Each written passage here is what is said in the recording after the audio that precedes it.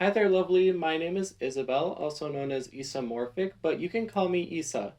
Today on the Trans Periodical, I wanted to talk about what does it mean to question your gender identity, and also what can a trans person do when they want to come out but are too afraid or just have other barriers to doing so.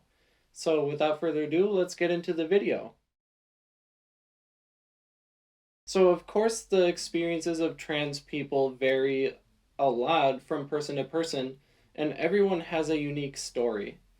So, I just wanted to share a little bit about mine, just to give context for what I talk about in the rest of the video. So, I think my process of questioning my gender identity really started in my early high school years. I remember one specific example where I was just chatting online with a friend, and we were talking about the possibilities of what could we do if we had Adobe Photoshop. And one of the suggestions that my friend made was to change one of our appearances to look like a girl.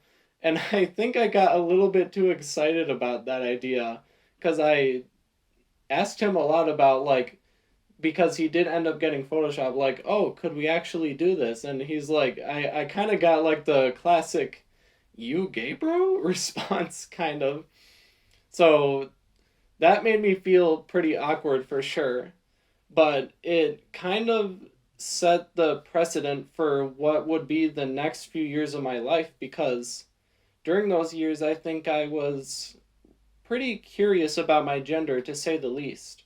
I would relate a lot to things that usually only applied to girls, and there were a lot of aspects of my personality that I'd consider to be a lot more feminine than what you'd expect from a cis straight man, right? So that went on for quite a few years, and it was only really at the beginning of this year, after my birthday, which was in early March, that I kind of really started to seriously question my gender. And the thing that kind of guided me in that direction was there were two big things. The first one was that late last year I came out as queer to my family and friends, and I didn't really like come out. I really just it was really just only like a if you needed to know, you knew, right? So I really only told people that I trusted the most and people that it would actually make sense to tell, basically.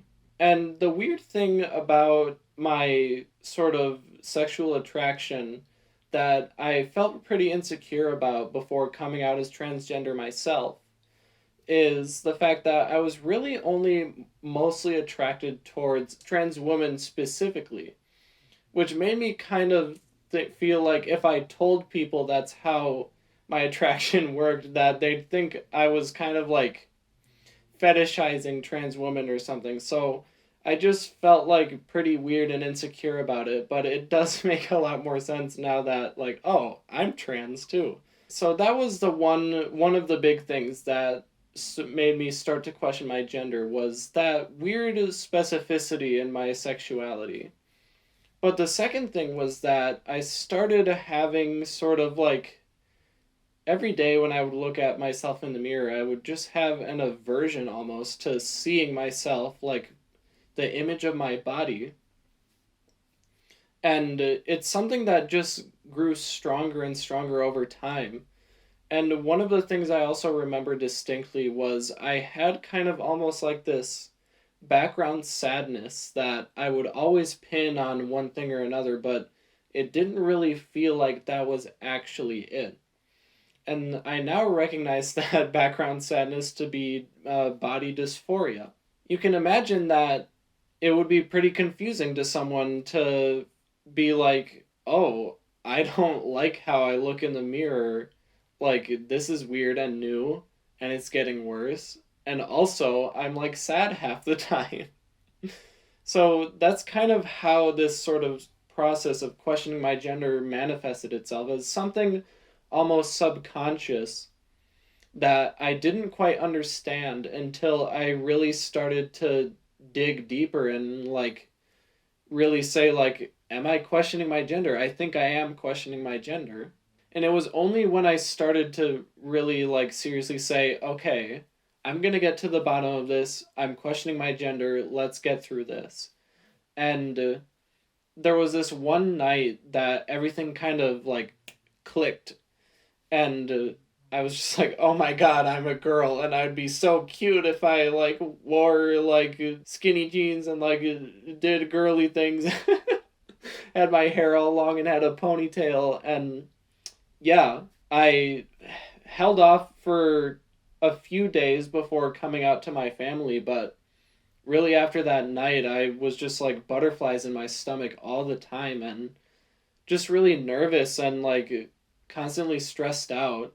So it was a no-brainer for me to come out to my family, especially after my older sibling Luca, who also has a YouTube channel. I'll link their one of their recent videos above and put a link in the description down below. They had come out as transgender a couple years earlier. So them having paved the way, really, in that sense, really made me feel comfortable to be able to come out to my immediate family members and pretty much get that nervousness out of the way as soon as possible, which I'm really thankful for. But for other trans people, I recognize that it's not so simple and easy, especially when you have a lot of different relationships with your family members. In my family, everyone is pretty real with each other all the time. Like, we tell each other everything and pretty much have no secrets. And in most families, that's not the case. There is a lot of secrets that people keep from each other, and some might even be religious or have some other kind of bias against transgender and LGBTQ people. So, that of course can complicate matters for people who want to come out but don't feel safe or secure in doing so. So for those trans friends of mine out there that are having difficulties with either gaining the courage to come out or feeling safe in doing so, I want to remind you that even though there's some relationships that might be strained by coming out, certainly most of them will be strained in some to some extent.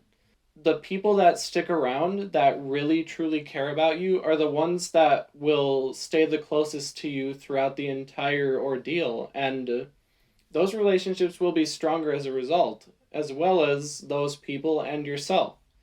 So coming out can actually be a really stressful process, but it can also be very healing and almost strengthening. It can build confidence in both yourself and in your relationships to others. So I really hope that helps to encourage some of you who are having difficulties coming out to maybe reframe the way that you're thinking about it. But to sort of cap off this video, I wanted to end with a sort of concrete example of like how you could imagine what it feels like to question your gender if you're either not sure if you are questioning your gender yourself, or if you're cis and are just curious. Imagine every day when you wake up in the morning, you start brushing your teeth, you look in the mirror and your skin is the color that you expect it to be, right? It's black or white or whatever tone of skin you happen to have. So then imagine that one of those days that you wake up, brush your teeth, look in the mirror, and you notice that your skin, you're not sure, but you notice that your skin might be slightly tinted blue. And every single day after that, it just gets more and more and more blue. And you're like, oh my god, I'm turning blue. Like, this doesn't match what I think myself to be. I thought my skin was this color. Why, why is it changing? And the color might change. It might become green. It might shift to orange or red or purple even. And having this kind of key component of your self-image be in flux like that, it can be scary, it can be overwhelming, confusing, and just all around stressful. But it can also be exciting. It can be like, oh, what's this? This is new. Maybe I want my skin to be blue or red or purple, right? Maybe I'd look better that way. So it's kind of like this dissonance between who you think of yourself to be and what you appear to be on the outside. That's sort of what questioning your gender really is like for people, or at least that's the closest example or analogy that I can make speaking from my own experience. So yeah, I hope that my advice and insights were helpful, and if they were, give this video a like or dislike it if they weren't helpful, or if you just hate trans people. Either way, it helps me out. It gets this video more views, right? So yeah, I hope you guys enjoyed the video, and I'll see you guys next time. Bye bye.